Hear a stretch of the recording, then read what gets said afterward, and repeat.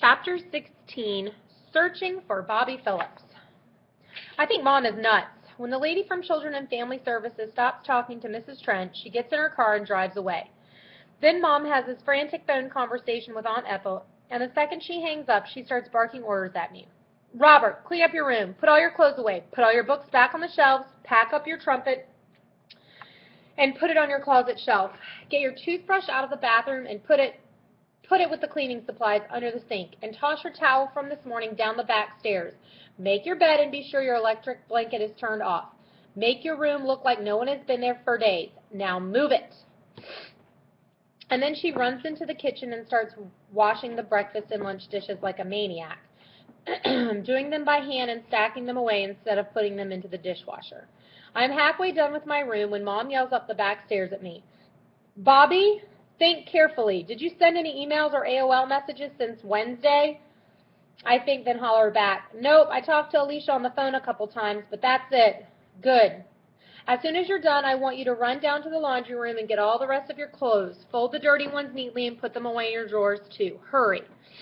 Hey, Mom? Really, lighten up a little.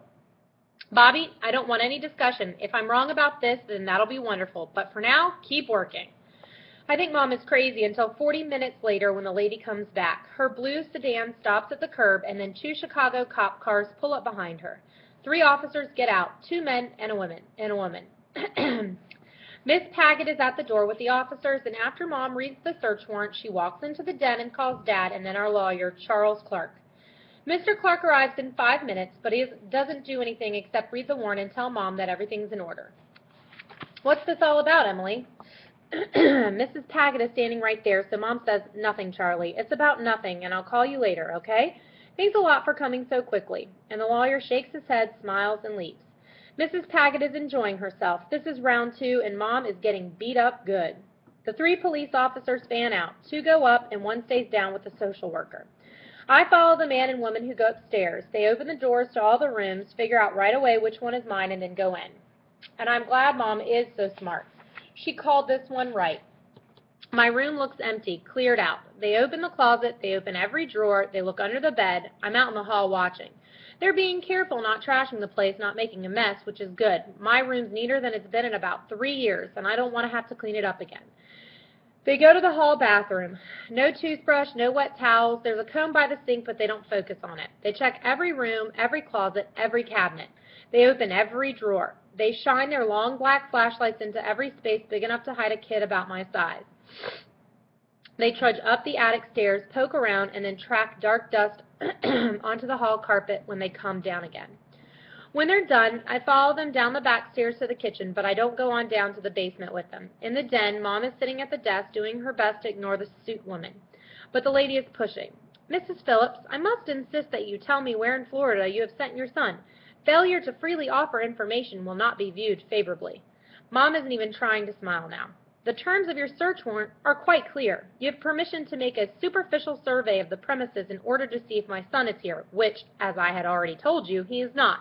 It is you, in collision with some other misguided souls, who have chosen to make this a formal matter and create this legal situation. As far as I'm concerned, however, this is still a family matter over which you in the state of Illinois have no jurisdiction whatsoever.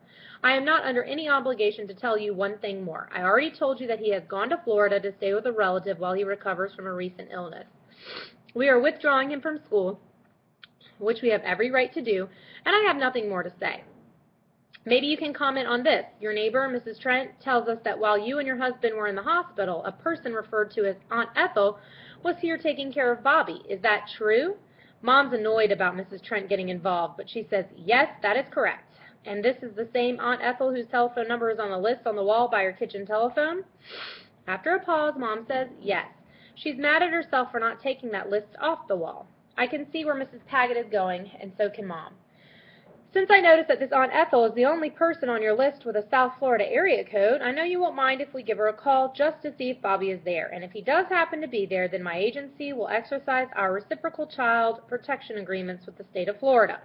All that means is that an officer will stop by a relative's home to confirm that Bobby is indeed there and that he is all right. Remember, that is our only aim here, Mrs. Phillips. We are only interested in answering one basic question. Is Bobby getting proper care, and is he well?